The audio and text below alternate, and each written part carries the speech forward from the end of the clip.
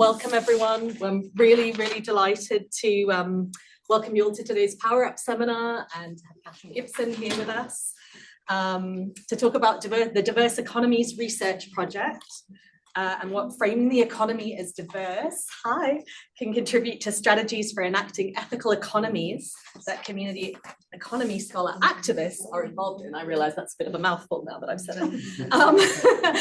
My name is Anisah Madden and I'm a postdoc at the Institute for Agroecology, but I did my PhD with Katherine and with Stephen in Sydney, Australia. So I'm really delighted that I can kind of like bring these two worlds together today.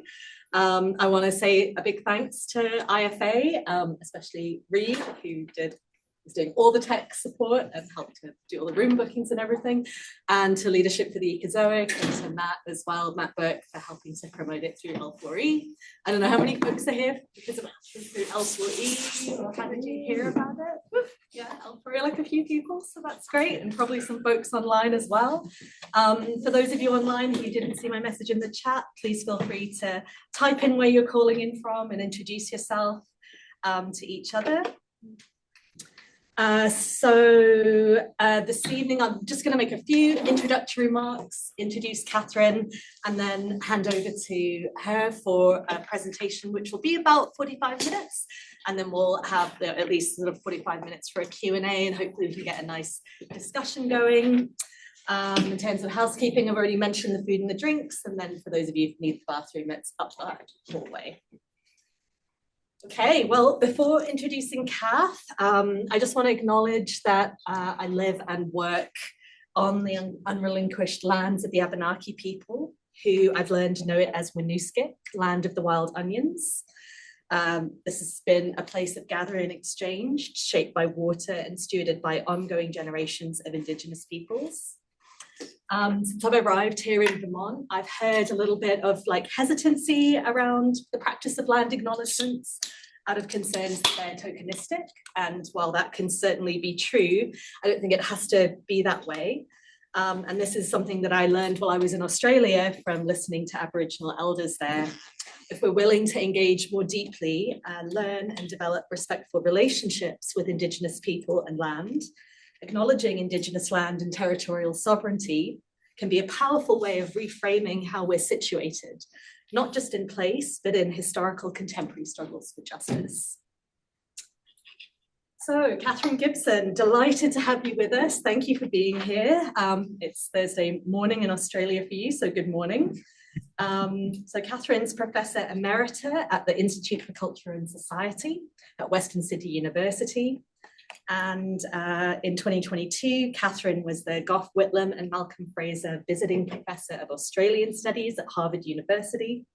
She's a feminist economic geographer with an international reputation for innovative research on economic transformation and over 30 years experience of working with communities to build resilient economies. As J.K. Gibson Graham, the collective authorial presence she shares with the late Julie Graham, who is Professor of Geography, University of Massachusetts Amherst.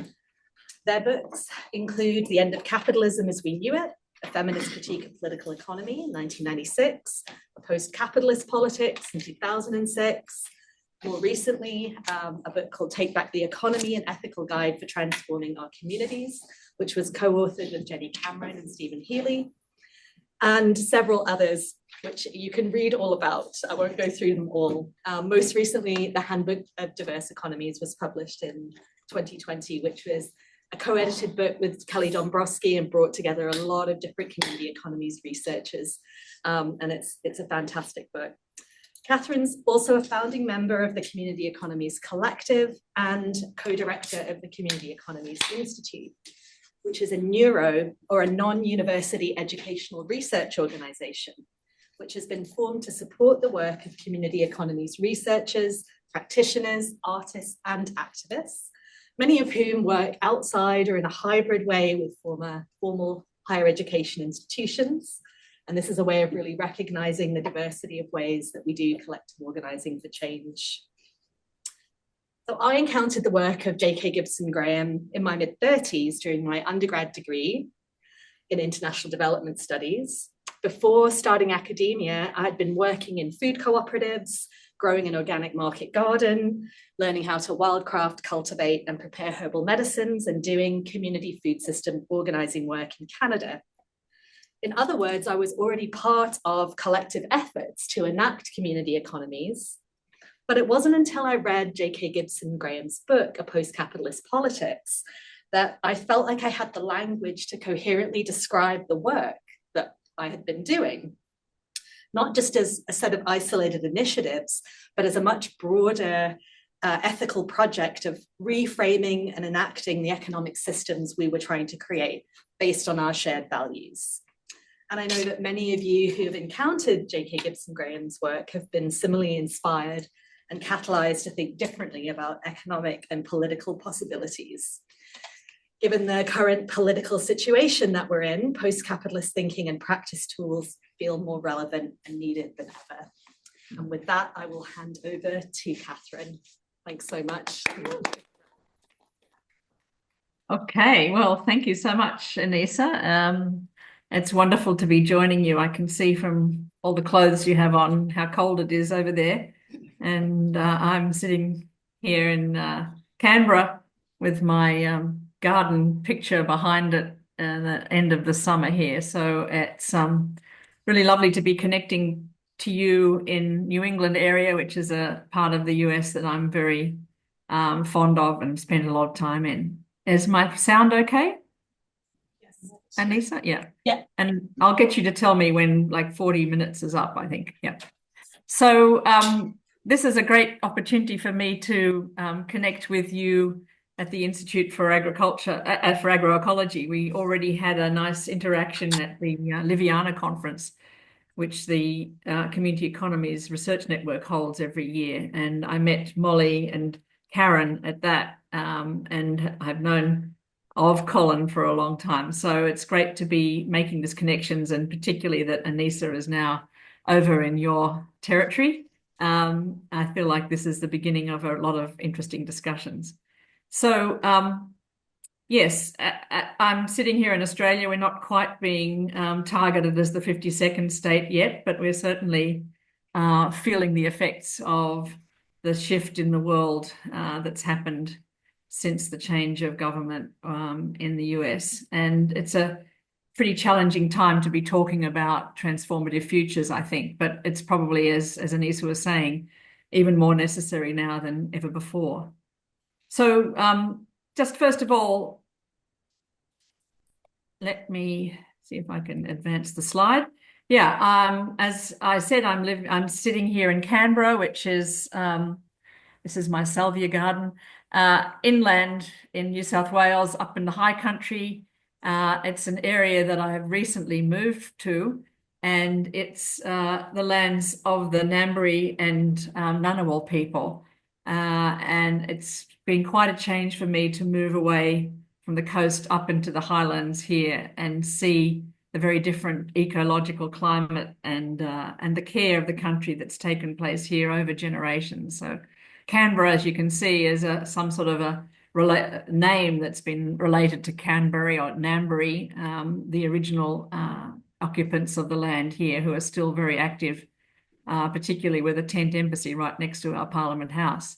But I originally grew up in Sydney, which on this beautiful site on the coast, very different in ecological climate and environment, which is on the lands of the Eora Nation, the Darug, Gadigal and Darawal people.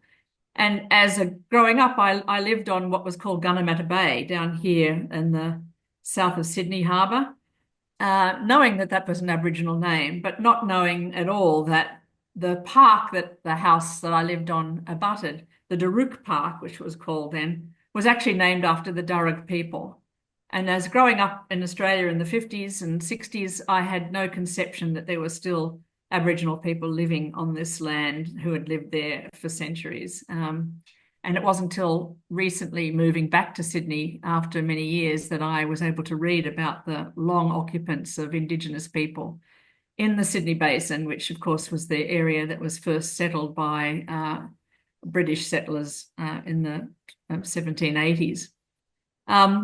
So for me, I very much identify with this coastal area. So being in the high country is quite a change for me. But I also identify now with the privilege that I've enjoyed through the history of my own family, where my grandfather's grandfather came as a convict from the UK and was basically indentured or as a slave labourer to a wealthy man who squatted on land over in the western part of Sydney and built this large mansion. And my grandfather's grandfather was a butcher and soon got his ticket of leave and set up as a butcher in Penrith at the end in the Western Sydney area. But within one generation, his son was a grain merchant, and the next son was a clergyman, my grandfather. So within really one generation, upward social mobility took place in my family at the expense of the people who lived in that area whose land was taken.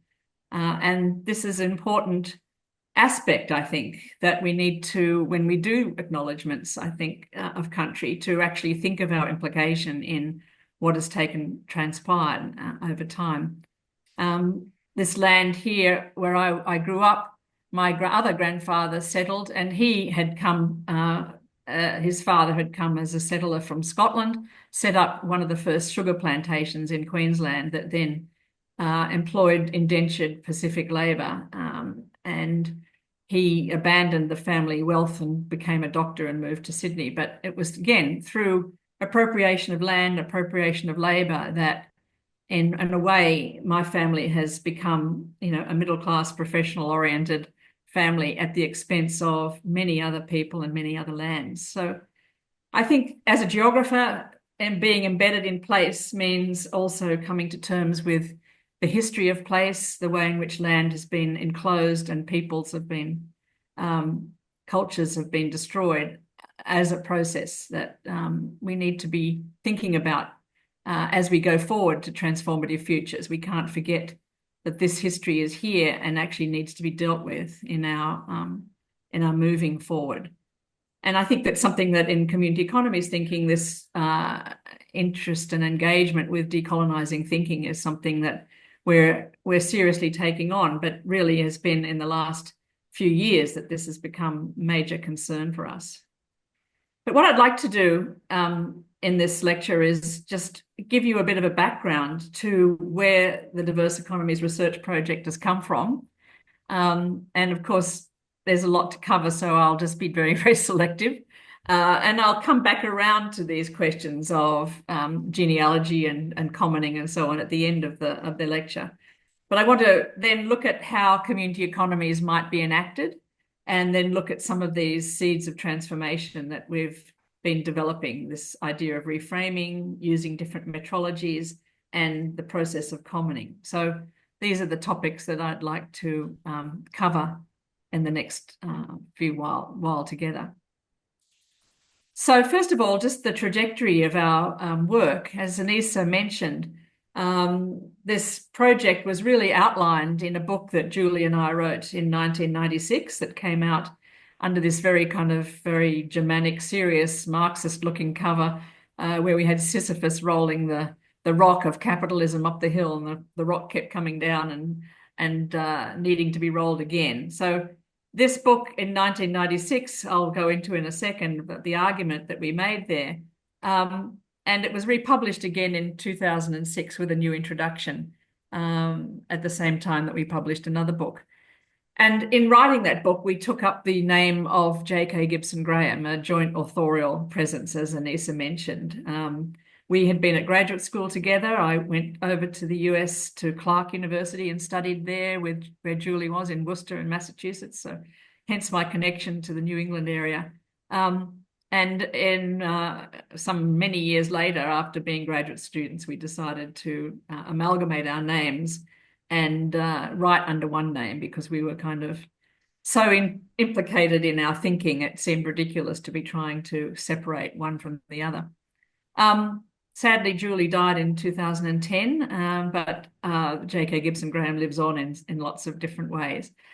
This Turkish translation of our book probably gives you more of a sense of what the book's about. Here, Julie and I are kind of the little Davids lobbing our slingshot stones into this monster called capitalism, which is eating up people and eating up the landscape. And this was really our charter, was to try and take down the representations of capitalism as the dominant economy. And I'll come back to that in a second, but this trajectory then has led to a whole lot of work that began in 1996. And this is just a quote from the book, from that 1996 book. We've embarked or opened the possibility of embarking on a project that has a discernible logic and momentum.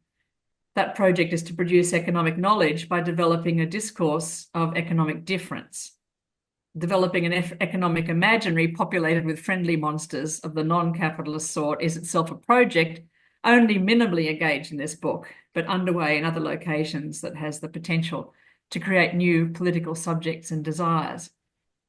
And what's interesting is that we predicted this. I mean, we set out this was what the project would be, and lo and behold, many years later, I think many aspects of that trajectory have been realised, that now there is quite a body of work, that has been adopted by and taken up by lots of people to try and do the kind of thinking work and practical work that we started to envisage in 1996. And the most recent example of that is this Handbook of Diverse Economies, which, as Anisah said, has many different authors, 58 chapters, 66 authors, and here are some of them looking pleased at receiving the copy of the book.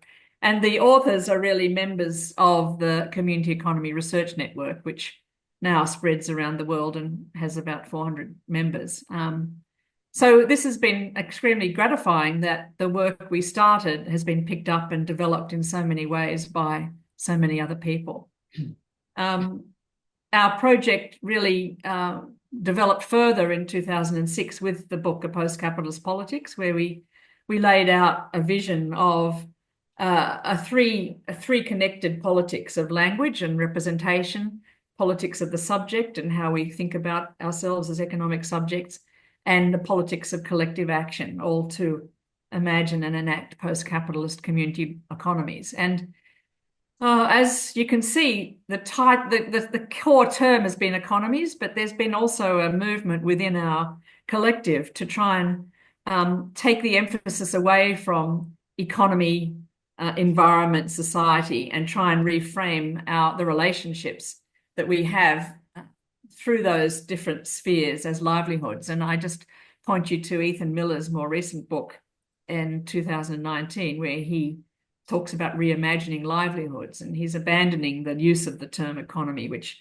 has been very central to our thinking. And I think it's a very useful way of kind of moving forward. You might recognize that that funny stitched shape is the shape of the state of Maine, where Ethan is embedded in a lot of projects of collective action.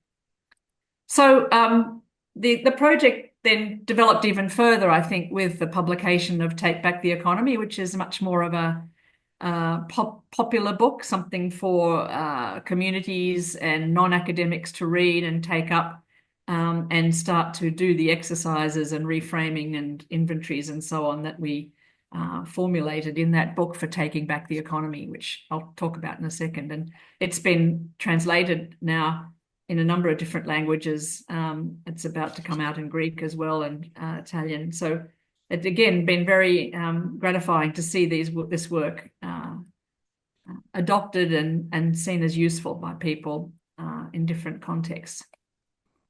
So anyone that's interested in more of the work can look up the Community Economies website, where our institute is discussed and the research network is outlined, and many of the publications and resources that we've developed are accessible there.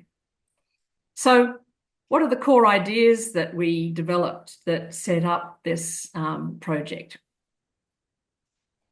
Well, I guess and this is where we started, was to think of what is standing in the way of thinking and acting differently. And to some extent, or to a great extent, it's this thing called the economy. And the bottom line is always set by this thing called the economy, represented almost as a machine that kind of dominates and determines what the realm of possibility is.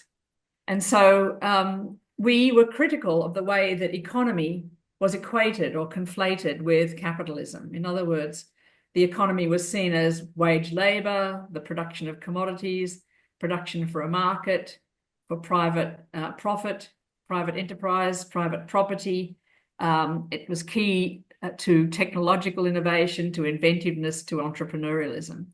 And this kind of conflation of all these economic entities and processes with capitalism, but with how we envisaged economy, was something that we thought was problematic, because it made most people feel that they couldn't think outside of capitalism or do anything outside of capitalism. This vision of economy had encompassing power.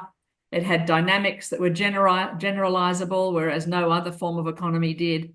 And of course, it had enlarged spaces of agency. It would take over any empty space that was available.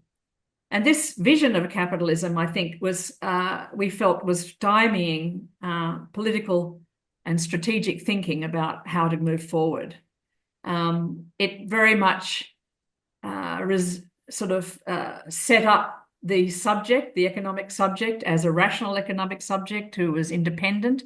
And these were the only subject positions available to someone in the economy: as an employee who wanted higher wages, as a business owner who wants more private profit, as a consumer who wants cheaper goods, as a property owner who wants to make capital gains, as an investor who wants more private returns. And if you're not part of that, you're unemployed and you needed to get a job. So this idea that the vision of economy is linked to subjectivity, to the subject position one operates in and absorbs and takes on the identity, is very important. But it meant that it was limiting people to think through what other options there were. What about all the other economic subject positions that we occupy as parents, as carers, as volunteers, as artists, as cooperators, as self-employed, as social entrepreneurs, and so on?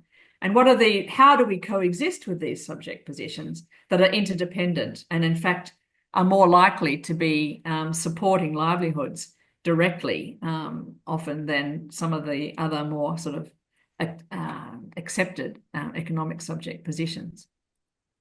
So we kind of said, or we posed, are we living in a capitalist economy or a diverse economy? This is a kind of figure ground shift, and you can see it one way or you can see it another way, and depending on which way you see it, you'll see a different scope of action to take. And so what we tried to introduce was this idea that, well, what economists have focused on, what economics focuses on, is what is the tip of the iceberg. It's wage labor, commodity markets, capitalist enterprise, private property, and so on. But underneath the waterline is all these other activities that we're involved in: economic practices, economic transactions, forms of labor, forms of investment that are actually supporting people. And I think, when you think about the food production in the world, that 80% of food production is coming out of these kinds of activities rather than the ones up in the top here, which are dominated by agribusiness and so on. So this idea of the way in which economic theory was focused on certain kinds of activities and interactions, but ignoring all these others, was really one of the insights that we started with. And the reason we focused on this, and, I think coming out of our training as Marxist economists, we were guilty of this kind of thinking, because this was what, up here, the accumulation strategies that were coming out of capitalist enterprise and the crisis and so on, and restructuring that was coming through capitalist crisis and so on, was what obsessed us during our PhDs. And we got to a point where we thought, well, studying this beast is not helping us think forward into a different kind of economy. We need to break with that kind of thinking and open our eyes to other activities. So this is where the idea that we needed to reframe what was the economy and produce a different language of economy came into being. And of course, it was very much influenced by feminist thinking at the time. And that language was very important for thinking about then what kind of subject positions and multiple subject positions we can occupy. And so the process of resubjectivation, producing oneself as a subject of a transformative economy rather than a victim of a capitalist economy, became very central to our thinking. And then, of course, that fed on to the idea of what kind of collective action we could take place. And action research has been a big part of our work, helping people see themselves as different subjects, developing different kinds of enterprises and assemblages, and aligning with different sorts of social and economic movements. So the iceberg image has been very helpful in action research, but it's also translated into different kinds of images, like the floating coconut, which has been used a lot in action research in the tropics, in the Philippines, in the Pacific, where, again, formal economic activities are just here at the top of the up above the waterline, and all the other non-cash economic and informal activities that maintain livelihoods are often ignored or not seen as the focus of economic policy. One of our members of the Institute does a lot of work in Glasgow, and she even dressed herself up as an iceberg and got people to write on to the iceberg the kinds of economic activities they are involved in order for them to see themselves as actually part of an economy, not excluded from the economy. And I guess a lot of the work we've done has been in places where people have seen themselves as quite marginalized and vulnerable and not part of the group that is part of central to making economy work. And so this reframing of people as already part of an economy, already doing things that were supporting livelihoods, supporting each other, producing goods and services, is part and parcel of that revisioning and reframing job. So I can go into these influences in the Q&A if you like, but I just thought I'd list some of the theoretical influences on our work and the practical influences too. So a form of anti-essentialist Marxism, which is very much critical of a kind of essentializing dynamics, is where we started to move away from the very structural Marxism that we learned as economic geographers in the late 70s. But we're very influenced by feminism, and particularly post-structuralist feminism, which talks about the decentered self and the many subject positions that we operate in. Intersectionality is part and parcel of that. Also queer theory, which really focuses on de-aligning all these elements and trying to look at the way that people and communities can put together things and come up with, I guess, new ways of being that don't line up always in this very strict kind of binarism that has been so dominant in thinking about gender, thinking about economy, thinking about development. And asset-based community development's also been very important to our work, very much about reframing communities in terms of what they have and what they can work with, rather than what they need and how they're victimized. And I think that work has been very important in the kind of action research we've done. And then, of course, actor network theory, the way of building assemblages to support new forms of economy, and the place-based nature of economic anthropology and human geography has really informed our work and the empirical work we've done. And more recently, I think there's been much more of an engagement with the more than human world, Indigenous worldviews and decolonial thinking, as I mentioned already. But I can come back to these in the Q&A if you like. So what does it mean then to have this different vision of economy as diverse? I mean, is that all we do? No. Just looking at diversity is nice, but it doesn't move forward into thinking about what kind of economies do we want to build, what kinds of ethical economic practices are already being enacted and could be strengthened. So our work is really focused on this next step, moving beyond just inventorying diversity into thinking about what are the economic practices that we see as transformative, as really life-giving, as really helping people flourish. So moving on from the iceberg, which was a useful kind of community activist kind of representation of diversity, we've mapped out an inventory of all the different kinds of labor that people do in the world, both unpaid, of course, and also paid in other ways than usual wage labor. We've documented all the different kinds of transactions and markets and non-market transactions that are key to survival. All the different kinds of enterprises that aren't purely capitalist, that might have other ethoses of intergenerational transfers or of state wealth being distributed.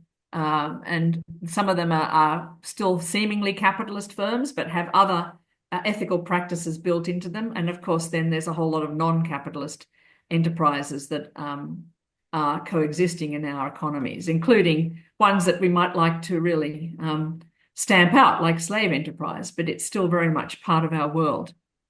When it comes to property, there's many different kinds of collectively owned property that are not purely private and individual. And of course, there's a whole lot of resources that are open access.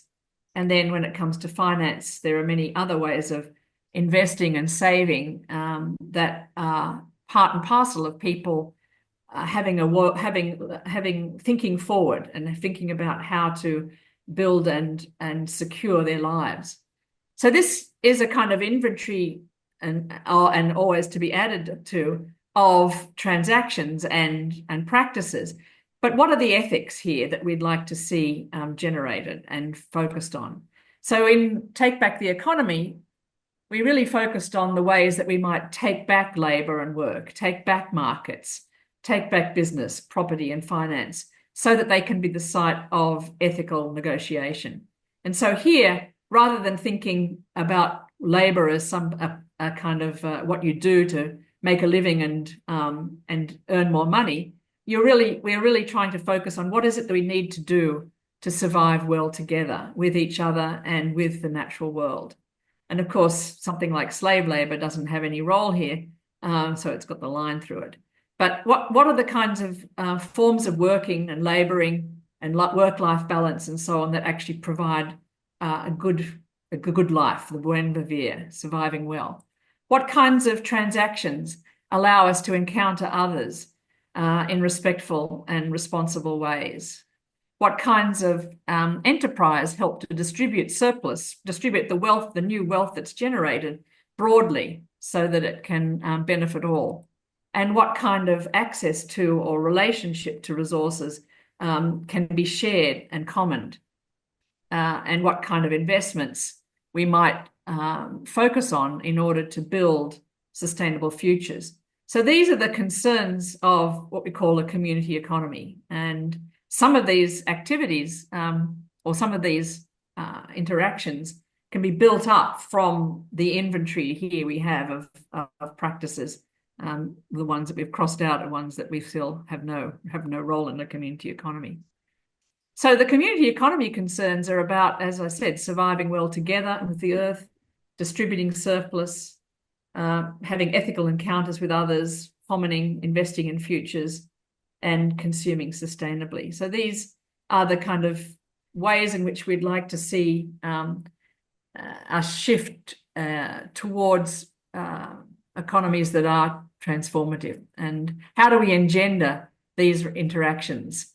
So part of is to imagine a different language of the economy and a different set of subject positions, but also the other side of it is to enact a different kind of politics and collective action. And that's really what our action research in the Community Economies Collective has been focused on.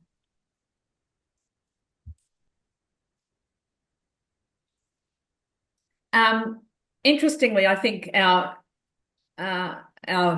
the centrality of subjectivity has meant that we've been very interested in how reluctant people are to shift and how we need to attend to affect and emotion when we talk about economic change. And I think, this is a very important element of the situation we're in at the moment.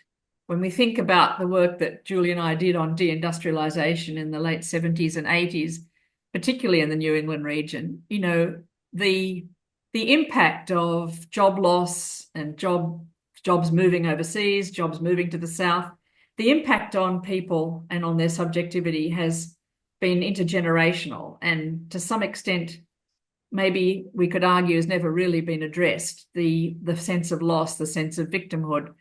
And it's that kind of emotional attachment to ressentiment, I think, that is feeding the kind of move towards a much more right-wing dominating form of politics. So in our action research, we're very aware that when we're talking to communities and working with communities, you have to allow for that mourning of subject positions and economic attachments to happen at the same time as start to kindle interest in new forms of ethical interaction and community interaction. So you can't just walk in with an alternative discourse. You have to start where people are and see how they might shift and what might be excited by suddenly seeing themselves in a diverse economy where they actually see themselves as functioning members of an economy. And then, of course, we've also been interested in how to engage people in experiments and experimental orientations towards building new kinds of economies. So just in terms of the attending to affect and emotion, we've found that using art practices has been a really important way of allowing people to express the anger and resentment and fear and uncertainty that they experience as economic change takes place. And this is a poster that a retrenched electricity worker produced in one of the action research projects we did in Victoria many years ago now, where the restructuring of the state electricity industry was throwing many people out of work. And this had been a kind of state industry that had supported generations of families in a region east of Melbourne. But suddenly the valley, that Latrobe Valley that had been so green, thinking back to the old mining valleys of Wales, was now no longer green.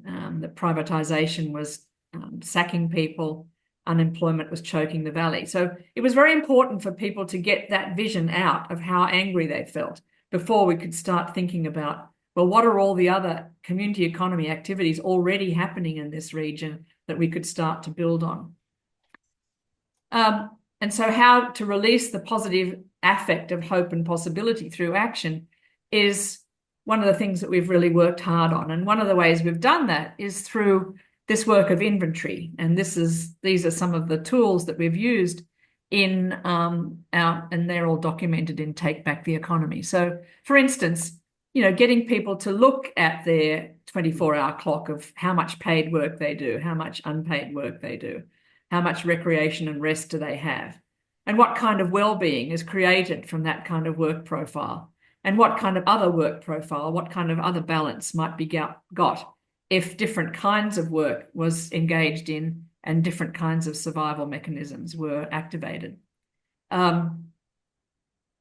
This is the diverse economy, the diverse encounter dandelion, looking at the different kinds of correct connections you have through markets, but through reciprocal transactions and gift transactions, and getting people to actually look at their cupboard, look at their food in their house and figure out where has it all come from, which kinds of transactions have contributed to the livelihoods where we're living today, and how might that shift.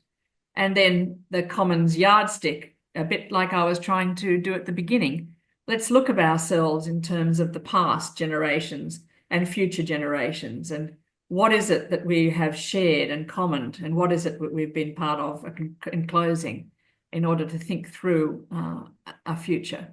So this idea of inventory is very important for people to see themselves in a complex context, and the collective reflection that comes from this work then is what often sparks interest in trying to build a different kind of economy.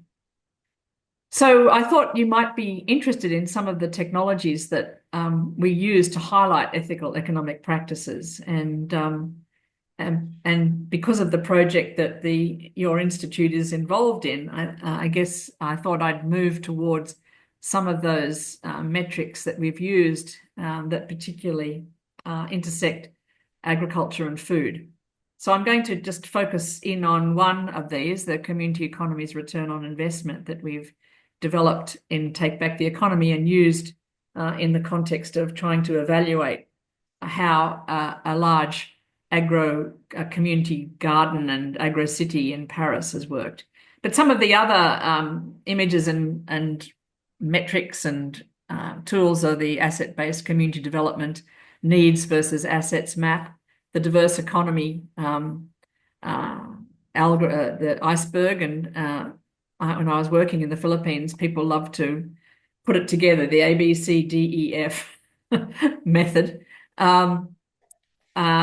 Kevin St. Martin has used a whole lot of mapping algorithms to look at communities at sea off the New England coast, working with fishing communities there that he talked about at our Liviana conference. Some of the artists in our network have developed this new, what do we call it? The IDT to imply interdependence or interdependent. So instead of having, proprietary limited or Inc. after your name, they're trying to advocate that we put IDT after our names, after our activities, after our associations, and so on. And the Commons Identity Kit I'll come to in a bit, and the Surviving World Balance, which is really what I referred to here with looking at the 24-hour clock and how we're balancing life versus work. But let me, in the few minutes I've got left, maybe I've almost used up my minutes. Can I keep going, Anisah? Yeah, keep going. Yeah, I'll just talk a little bit about this particular tool. So I've talked a bit about reframing and revisioning. I'm going to talk a bit about metrologies and then commoning for post-capitalist futures. Measurement is incredibly important, I think, for shifting our perspective and shifting our vision of what's possible. And I think we can't deny that the work that Marilyn Waring did way back when she talked about counting the work of women, what influence that's had on economic policy and national policy. We'd like it to have more influence, but it's already had a great influence for the idea that caring labour, that the work of women unremunerated in monetary terms produces as much value as the commodified economy, for instance. So there's been a lot of work that has focused in on counting the work of women and other people doing non-commodified caring and reproductive labour. And I think that's had a huge influence then on economic policies. And I guess what we're interested in is taking that vision and using it more broadly to say, how does bringing things to visibility and actually measuring it, how does it make a difference for how to think about going forward? So, and the other tool that I think has been very helpful in our thinking is to try and look at the ways in which commoning is already part of our lives, even though we're in a world where private property dominates and community seems to have been undermined or is being undermined in so many places in so many ways, and not the least through social media. The work of inventorying the ways in which we already, as community members, as family members and so on, often share access, negotiate use, distribute benefit, perform care, take responsibility for resources and property and despite the form of ownership that we might have, is one way of looking at the way that commoning is part and parcel of life. And of course, Eleanor Ostrom really was focusing on the way that commoning practices have sustained livelihoods in many countries and still do. But I think the interest in commoning is one way to start to put policy that focuses on community first on the agenda. So this next example tries to do that. Or just lastly on commoning, this idea of caring for our commons and looking at this intergenerational yardstick of how we've inherited the wealth and the care for commons that has taken place before in our previous generations, but also the terrible and devastating effects of enclosure that some of us may have benefited from and gained privilege from, and how we're going to go forward to do that kind of caring work for the future generations. And of course, this idea of the seventh generation perspective comes out of Indigenous cosmologies and Indigenous perspectives. So again, it's something that I think is very important for thinking through policy options. Let me go back then to measuring, and I just wanted to point to this incredible PhD that was done by one of the members of the Institute, Lucy Savova, in Czechoslovakia, or the former Czech Republic, where she started to actually measure the amount of food that people were producing in their own gardens. And she found that 38% of the Czech population engages in food gardening. The households that she surveyed were producing this incredible amount of 97 kilograms per person, and many of them were self-sufficient in fruit, vegetables, potatoes, ranging from 13% in winter to 56% in summer. It was just a very careful survey of what people are doing and land that they can access in their own garden or in their allotment gardens, and how this form of food production was a really key part of surviving well in their community and in their nation. And of course, I guess you're very familiar with the kind of movement towards community gardening, and in Detroit, where urban agriculture is promoted and supported, and there are many community gardens and actually large-scale urban farming sites and the measurement and documentation of this has been important in getting support from the city level for this kind of activity. Interestingly, though, when you see these representations of food systems, production is put up here, but it's really not divided between commodified and non-commodified production.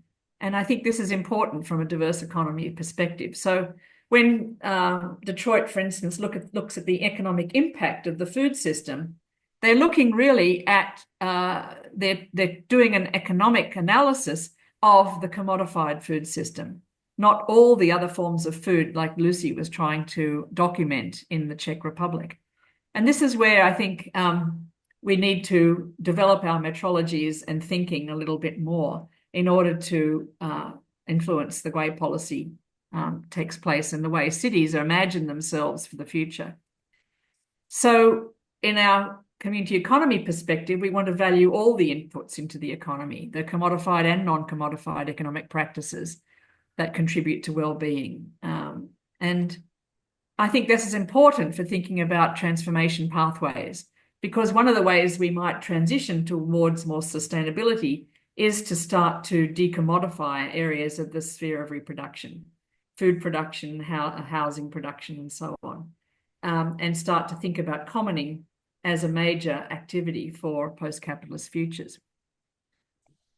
And this has been documented a little bit more in the work of these Finnish community economists looking at enacting community economies within welfare state, where they're looking at these kinds of processes that are possible in and revitalizing the ethos of the welfare state, which of course still has some purchase in some countries, but the term probably needs to be changed a lot in countries like the US and Australia. But let me move to this particular study that we did, which I think was of interest to policymakers, where we tried to calculate the value of the commons in order to generate resilient urban futures. And these are my co-authors that worked on this project. This is the site of an Agroecology, a community garden and a cultural centre in the middle of Paris. Well, on the edge of Paris, you can see the CBT in the different distance. It's in Colombes, up on the near the Seine, but further away from town in the kind of more suburban residential area of Paris. And the AAA architecture, the autonomous architecture group, devised a project which would set up an agro-city, recycling laboratory, and eco-housing, and would try and think about the connections and interactions between all three sites. And they managed to get a large grant from the European Union, and the local council of Colombes was very behind this activity. And they managed to build the Agroecity and the Recyclab. Here's the Agroecity that I just I showed you the aerial shot there, but this is the site of the allotment gardens and community gardens and urban farm, quite close to large social housing units. And this is the recycling laboratory, where they have a workshop and places for exchange and mending and so on. The housing side of the project never got off the ground for a whole lot of reasons. But after many years of operating, the town council changed its complexion and decided to cover the site with a car park. And very big protests took place.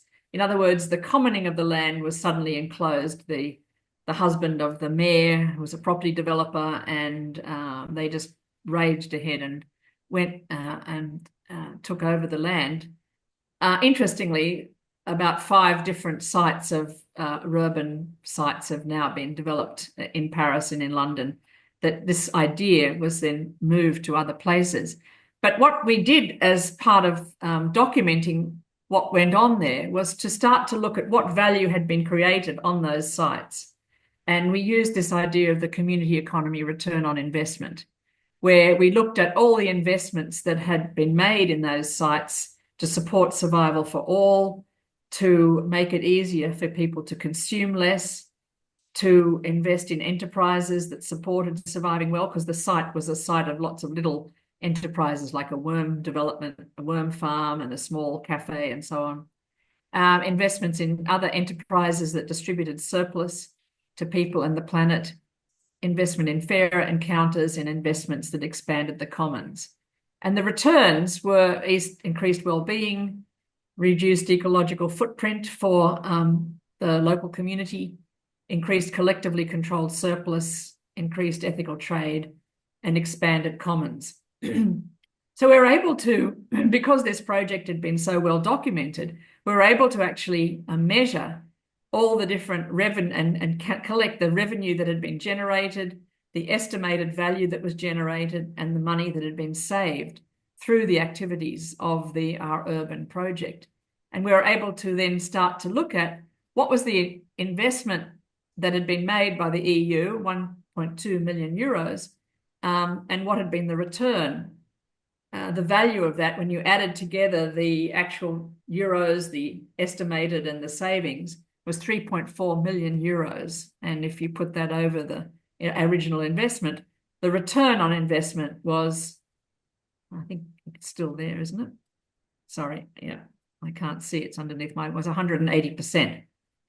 So this was a way of trying to say back to the city governments, this investment in building a commons has huge impact and incredible value for money in terms of building a community, building a commons, creating more viable occupations and food and so on for the local community.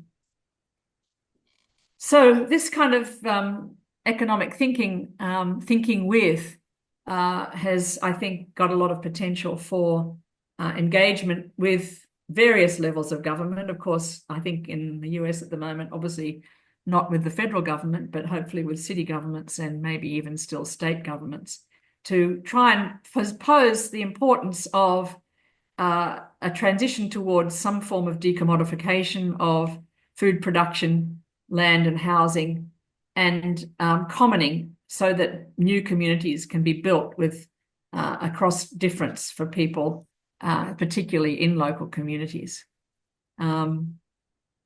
We've also thought a bit about the idea of livable income guarantees and how that might support this kind of activity. Again, a big discussion.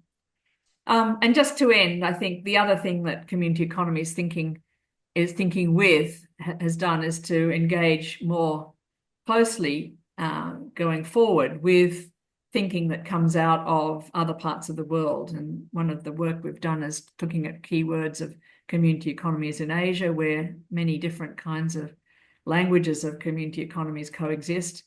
There's all the work in the African communities on cooperative economics that is really aligned with and can inform and we can work together, I think, with community economies. And one of the best examples of that is the work that Caroline Shanaz Hussein's been doing on the banker ladies who exist, with alternative forms of finance that really support surviving well, drawing on other ethoses and ethics of communal connection.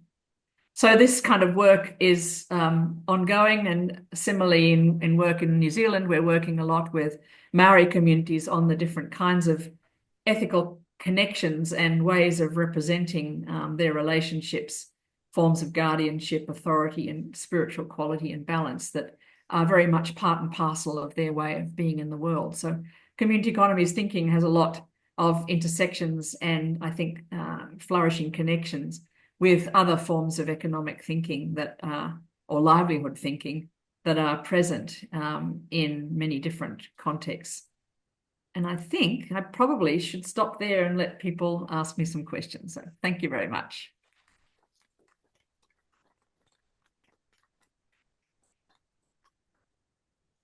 Thank you so much, Katherine. That was fantastic. And oops, sorry.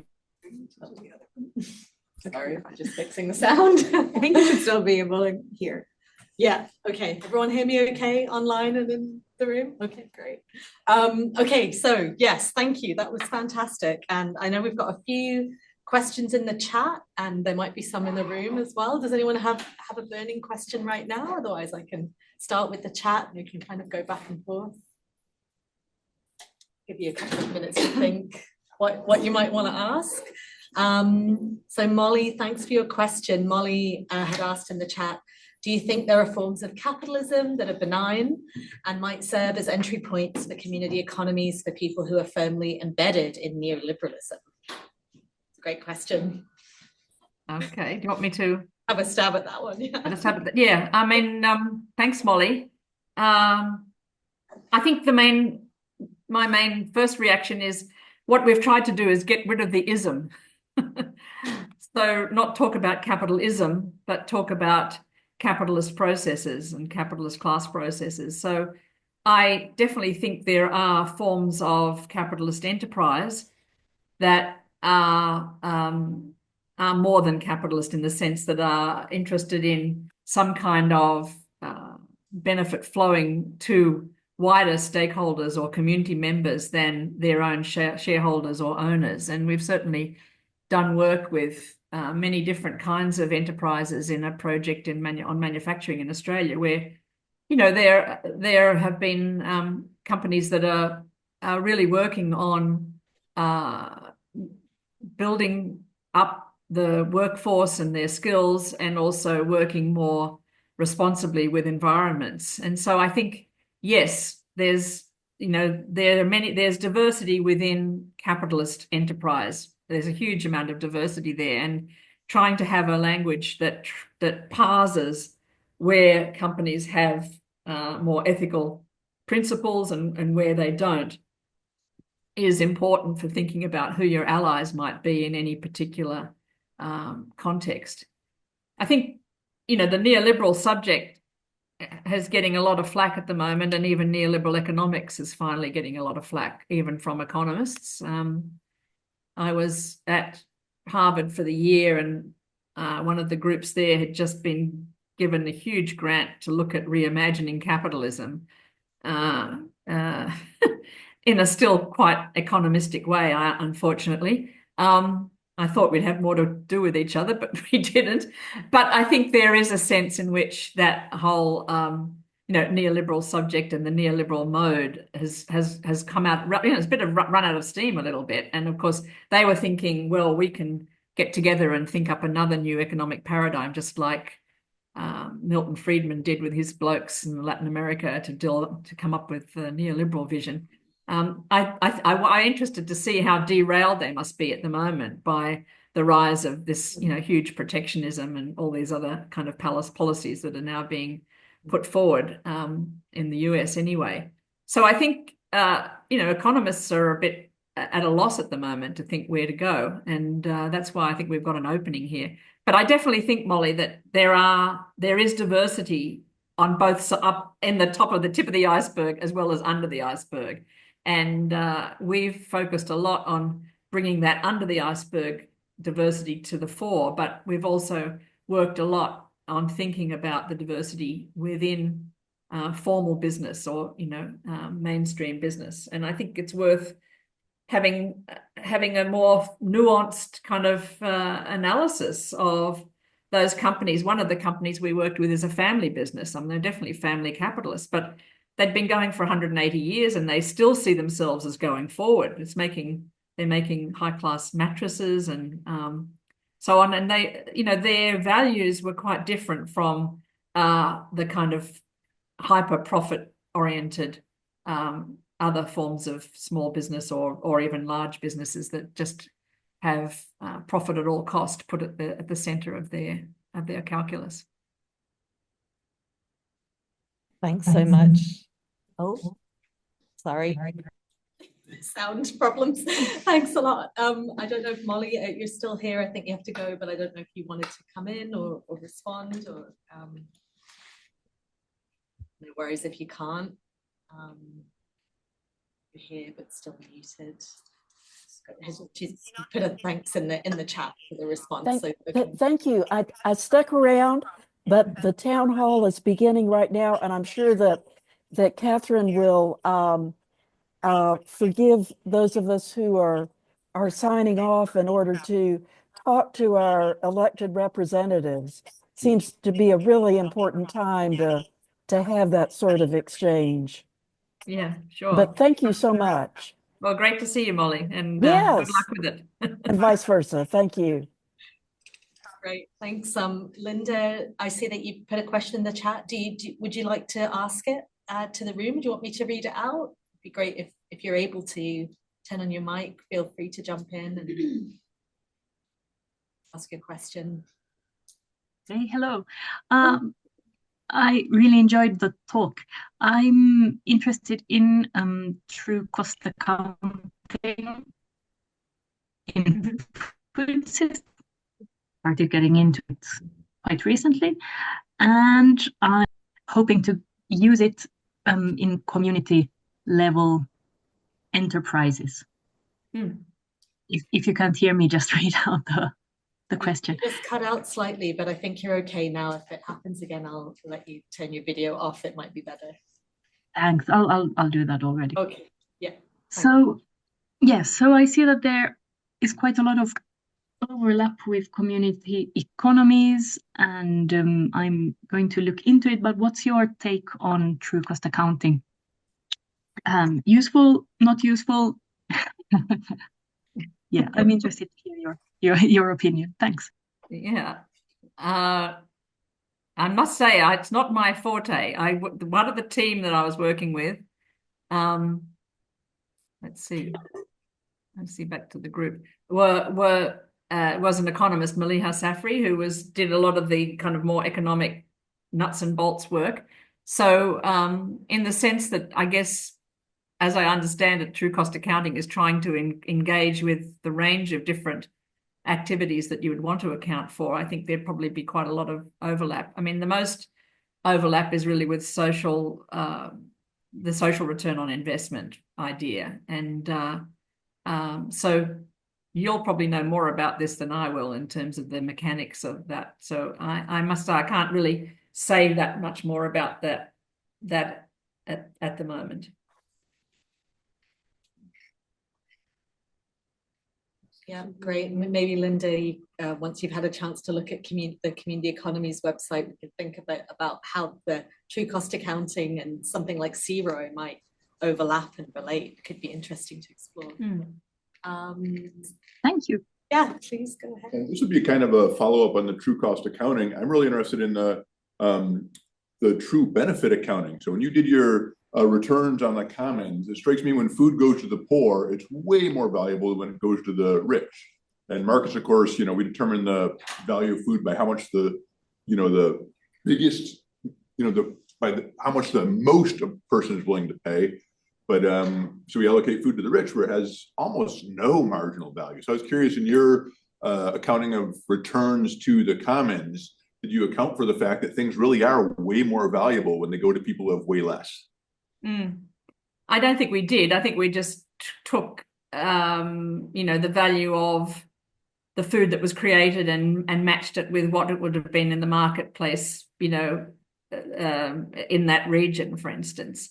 But I agree, I take your point. I mean, I think for many families, it was hugely important to suddenly be able to supplement their food budgets with this non-commodified food production that they'd produced in the agro-city. And then really it was a poor income community. So it was very much tied, immigrant community and so on. So there weren't that many wealthy people in that area. But so, yeah, I think that would have to be, we'd have to factor that in a different way. In the end, was just really, this was a first stab at trying to do this kind of work. So, but you're right. I think that, as we know, these income supplements and so on, even say a livable income, for instance, payment is so much more useful to a family that's marginalized or in a poorer situation than others. And that I guess that really intersects with that argument about universalism, like, for instance, with the basic income, should it be universal or not? And what are the benefits of having something that's universal where everyone can feel like they're all getting it versus something that's more targeted, but then segments society in a way between rich and poor, which, is happening more and more at the moment. And I'm interested, I'm kind of, my jury's out on that issue at the moment. I started looking at some of the examples of UBI experiments in the US, and you can tell that there's, they're still very individual focused, and there's still a lot of question about whether they'd be useful. But anyway, that's another whole story. Yeah. And just a quick comment on the UBI that because things that are essential, their prices fluctuate wildly. It's an economic characteristic of oil, food, anything that's essential, and basic incomes tend not to. So in this country, it was Milton Friedman was a fan of UBI. Yeah. He thought it would allow us to get rid of every other form of social support. Well, I think Musk, as it was, and all the other tech bros were happy to think about UBI, because if AI takes everyone's job, they'll need something. So yeah, there's some, but I think my take on that is, how might we have a UBI that was actually community managed and community focused rather than individually focused and household focused? And is there a room for some more participatory, democratic way of doing that kind of payment that allows for a form of commoning to take place more explicitly than the totally individualized, which is, it's sort of could be a very neoliberalized version of welfare. So these are some, I think, interesting, we could do some interesting experiments on that kind of thing. Yeah. That's not your question. Anyone else in the room? Is that a hand up? Yeah. Yeah, go ahead. Yeah, thanks for the presentation, first of all. Really enjoyed it. I was wondering whether you have any ideas on how sort of like such community economics approaches can be sort of like incentivized. I don't know, maybe like doesn't need to be like necessarily on like a national policy level or something, but I don't know, because I feel like even though like these examples that you raised sound like super nice, I would say that in many Western countries, at least, like it's not something that we see frequently, right? And like I would say, on the contrary, sort of like there's been like more shift towards less community, sort of like organized ways of living. Do you have any ideas how that could be sort of like brought back or like incentivized? What's the word you're saying? Is it essentialized or centralized? I couldn't quite catch it. Incentivized. Incentivized. Yeah. Incentivized. Sorry, I just can't quite catch the term. Did you catch the question? Okay. What's that? You got the question. Yeah. Yeah. I mean, I'm not convinced that there aren't examples, and that I'm not willing to sort of say they've all gone. I think even just through the pandemic, we saw incredible flourishing of community content, sort of activities, experimentation, care, and so on. And I think the role of inventorying is a very important one for shifting that sense that there's nothing there or it's all gone. So I resist that analysis. I mean, I'm willing to be disproved, but I feel like one thing to do is to start with an open mind, to start to actually see what's there rather than judge it as not good enough straight away, which is what the left often does. I mean, nothing is ever good enough for the left, you know, in terms of it doesn't overthrow capitalism tomorrow, then it's not successful, you know. Like, I think that's been a problem for us forever. So then once you've done the inventory, then what would be incentives to do things? And I think that would be the next question. And there's obviously, I can't think of an example right at the moment, but there's certainly, when you look at just examples of people starting to work together, one of the incentives is joy. You know, the actual joy of being with others. And this is interesting. Jessica Gordon Nembard, sorry, has written a review essay on our handbook, and she's a African-American political economist, feminist, and her essay is really about the economics of joy. And she's saying, you know, look, one of the things that's missing in economic analysis is that sense of where does joy come from? Where does well-being come from? And I think so many of the community activities that people end up working on, one of the elements that gets people coming back to them is the fact of connection and joy. So that could be an incentive. I mean, it might be seen as very Pollyanna-ish. And of course, all collectives and community groups also have all the undermining and difficulties of difficult conversations and democratic process and so on. But humans are very social beings, and I think there's ways in which that could be harnessed a lot more in economic policy and thinking. I know, you know, just when people started getting carers' wages in Australia, for instance, which is one of the outcomes of documenting women's work, was to intervene with having a caring wage that people could apply for. I mean, that just allowed people to do the caring work they want to do and get some remuneration. And there was a lot of, you know, there is a lot of gratitude that happens. And there's also obviously a lot of overwork and underpayment. But I think people want to do a wide range of different kinds of work often. And if there are incentives that allow them to do that, then I think forms of community economies could get stronger. Great, thanks, Katherine, and thanks for your question. We've got a few questions in the chat. Christina, who is a postdoc at Cornell, has got a fantastic question about the circular bionutrient economy. Christina, would you like to jump in and I'll learn something about that. Yeah, and I see we've got Stephen Healy here as well, who's working on a project to do with bio input. So there might be some synergies. Well, maybe there. Stephen can do the answering. Yeah, go ahead, Christina. Thank you so much. Yeah. Thank you so much, Katherine, for your talk. I loved it and I learned so much, and I really appreciate all of your work that you've been doing over the years. I've been following you a little bit, and it's really a privilege to hear you speak live. Yeah, my question was in part answered by someone else in the community, which I really appreciate. Linda, thank you so much.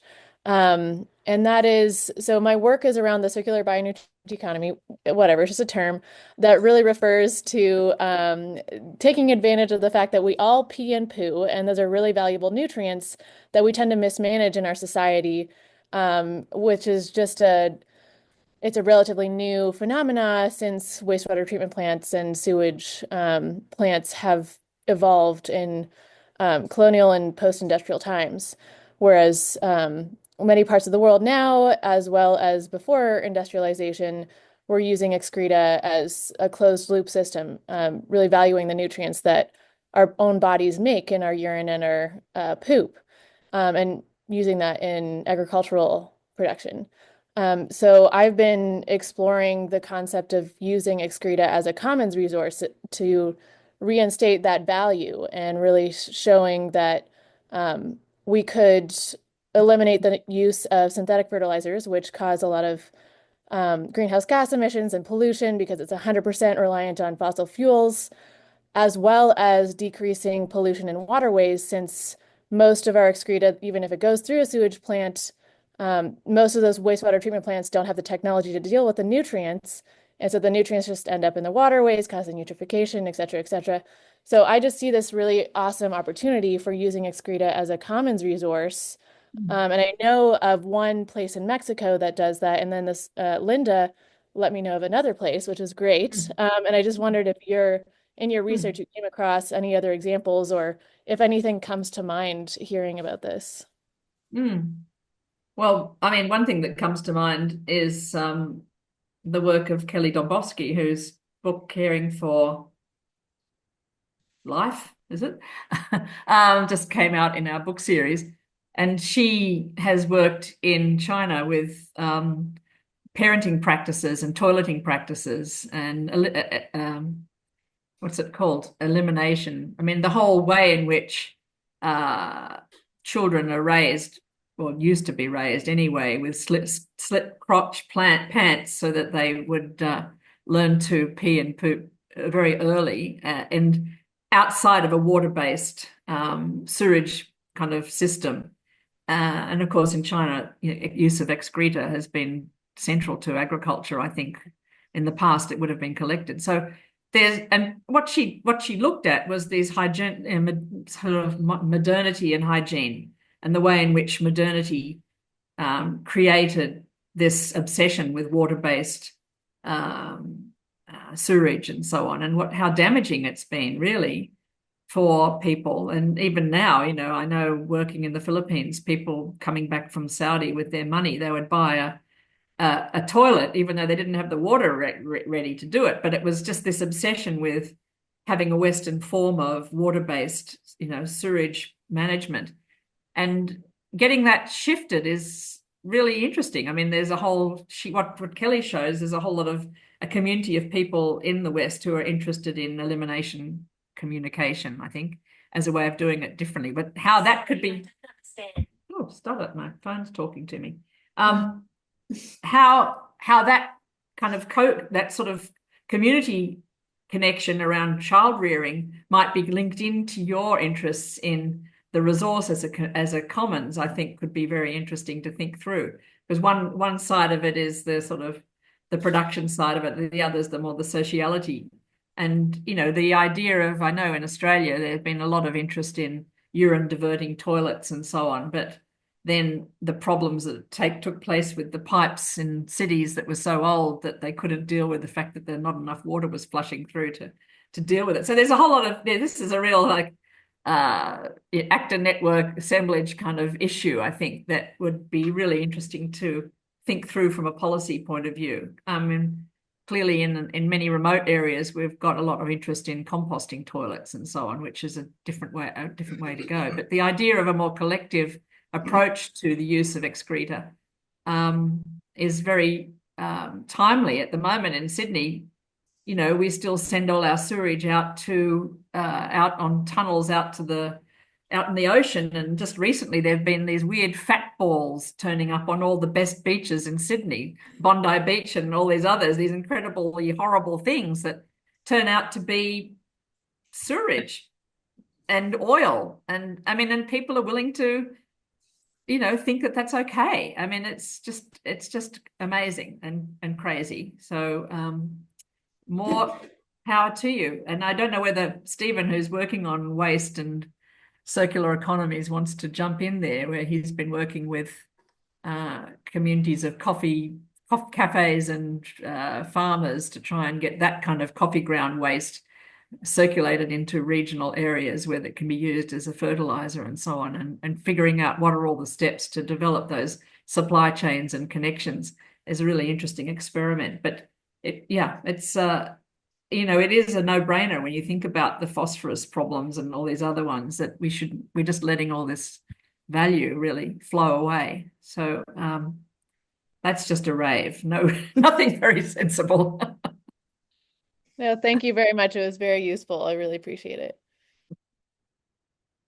Stephen, I don't know if did you want to mention anything? I've got a couple more questions.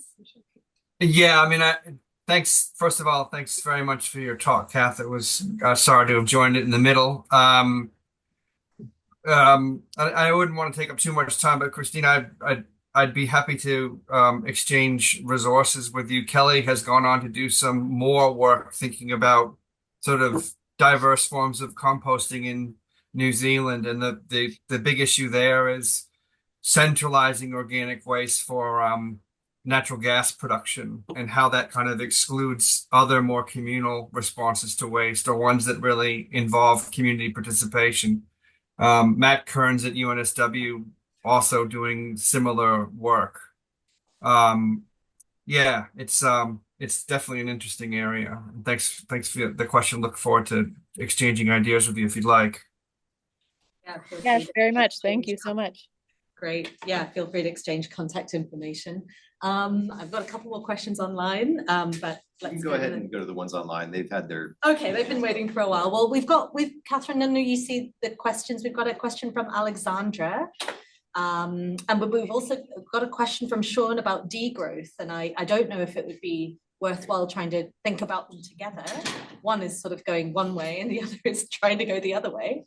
I haven't been following the chat. I find yeah, it that's too hard okay. to do too many things at once. I'll ask Alexandra if are you able to ask your question, like turn on your mic and ask your question, and then we can go to Sean. Yeah, hi. Can you hear me? Yes. Thanks. Sorry for the trouble. I basically am thinking about this sort of precarious moment that we're in politically, and I'm just wondering if you feel that it's an opportunity for transformative economies, or if, on the other hand, it represents a setback and the conditions under which it's more difficult for us to organize things that benefit our community. Thanks. Yeah, I'm not an oracle. I think it certainly is a time to rethink how we survive well together, isn't it? I mean, how we cope with the onslaught of changes that are happening, and unemployment for many people and so on, and how precarious our lives are when they're tied into certain, this happened also during the financial crisis, tied into certain kinds of centralized monetary systems and then government expenditure and so on. So I do think it's a time where we can revisit the idea of building local communities and local community economies with state, regional kind of support more with more urgency, perhaps, rather than feeling like, it's all going to be fine. So the hard part is not to be so discouraged or so, I feel myself, the way in which the energy and the attention is being drawn all the time back to a certain person or certain two people is the way what does it do to your subjectivity? I think I'm really feeling it in my body, the way in which social media and communications are kind of drawing our attention to every day there's some new horrific announcement. And how do we resist that as a community, I think, and keep our eye on the prize of keeping connection with each other rather than division? I think these are really important. And we need to find mechanisms and rituals to do that, I think, to withstand the way in which the attention economy, dominated by a certain kind of people, is drawing us away from what's really going to be, flourishing and replenishing. So there's opportunity there. There's obviously a lot of suffering that's also going to happen because of this. And at the other time, for years we've been criticizing the development model that is tied to billions of dollars coming from one country to be spent on, certain kinds of activities in other countries. So there's opportunities to really seriously rethink and continue the rethinking that people are already doing around how aid takes place and how communities are involved in that kind of thing. So I think it's a turbulent time, and all the more reason to have these kinds of discussions together. So thank you for that question. Thank you so much, Katherine. Thanks. I'm gonna hand to Sean and then online, and then we've got one question in the room, and then I think we have to wrap it up there. So over to you, Sean.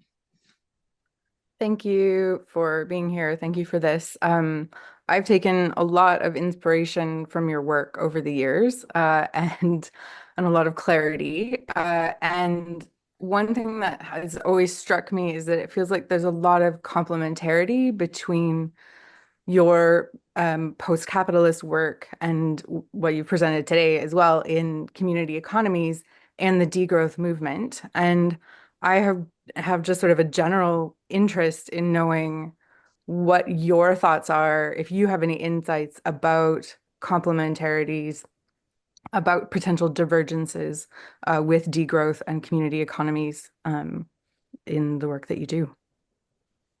Yeah, thanks. I don't know if that's too broad.